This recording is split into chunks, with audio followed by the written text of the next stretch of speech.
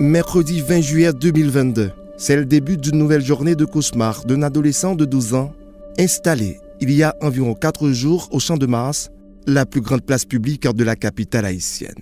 À quelques pas seulement des locaux hébergeant le siège du président de la République, l'adolescent n'a pas choisi la place Pétion comme lieu d'habitation.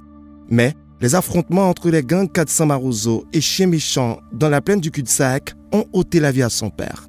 Devenu orphelin, le gosse a rejoint un oncle à Cité-Soleil. C'est encore la mésaventure. Son protecteur a été, lui aussi, tué au cours des conflits opposant deux bandes rivales, baptisées G9 et GPEP dans le bidonville le 8 juillet 2022. McKinley, de son nom d'emprunt, retrace la tragédie. Pendant mon sommeil, j'ai entendu des rafales d'armes automatiques dans la cité. J'ai entendu aussi des gens crier et dire que des bandits nous ont envahis. Certains sont entrés dans la maison et ont tué mon oncle d'une balle dans la poitrine. Maintenant, je ne sais pas comment je vais vivre.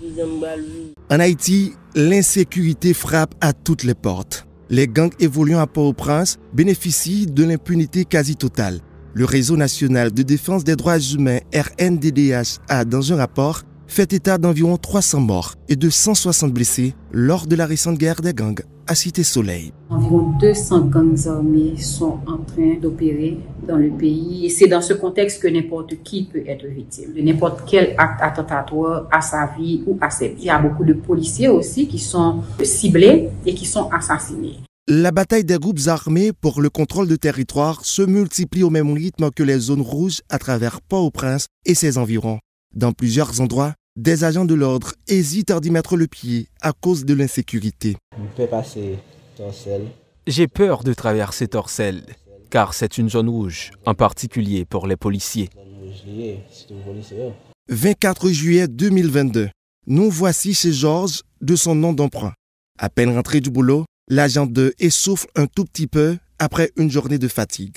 Nous nous sommes entretenus dans la salle d'attente pendant que sa femme, elle aussi policière, prépare le souper dans la pièce d'à côté. Le couple leur se donne des règles strictes. Pas de loisirs, pas de divertissement. Hormis le travail, ils ne sortent que pour des besoins d'extrême urgence, évoquant le climat d'insécurité et la peur d'être la proie des bandits armés. Il était 9 h du matin quand des bandits du quartier sont entrés chez moi. Ils m'ont encerclé et m'ont menacé de leurs armes. Ils ont exécuté un de mes cousins qui habitait avec moi et ont mis le feu à son cadavre. Après cette attaque, je n'ai eu d'autre choix que de laisser le quartier. Depuis, les malfrats me surveillent. Ils veulent me tuer.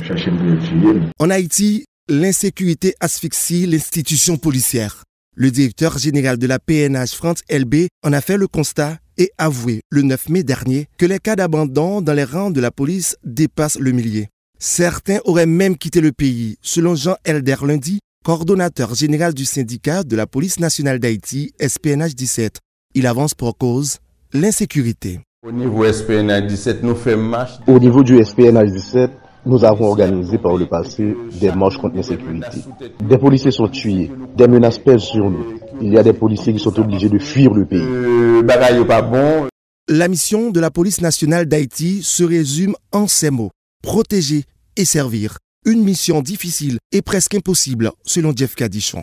Le psychologue avertit que si l'insécurité affecte la capacité et la performance des policiers, la peur et l'anxiété en seraient la cause principale. Et c'est la société globale qui en fera les frais, déplore le spécialiste en santé mentale. Les policiers font face à un risque accru de traumatisme secondaire. Ils sont envahis par la peur, ils vont en souffrir et la population va payer justement les conséquences d'une situation aussi insoutenable. Le climat de violence instauré par les groupes armés à travers le pays rend difficile la tâche aux autorités de réconcilier la nation avec elle-même. Les riverains sont forcés d'abandonner le quartier qui les a vus grandir. Des enfants sont, pour la plupart, témoins de l'exécution de leur père. Des femmes ont vu leur mari assassiné, des citoyens enlevés, puis torturés jusqu'à l'expiration. Bref, les familles sont éclatées, le tissu social est déchiré. Que faire pour redonner vie à la cité et permettre à l'Haïtien de retrouver l'espoir dans le pays, se demande-t-on. Des acteurs pensent que c'est l'autorité de l'État qu'il faut rétablir, d'autres croient que c'est la présence de l'État qu'il faut renforcer dans les quartiers dits de non-droit.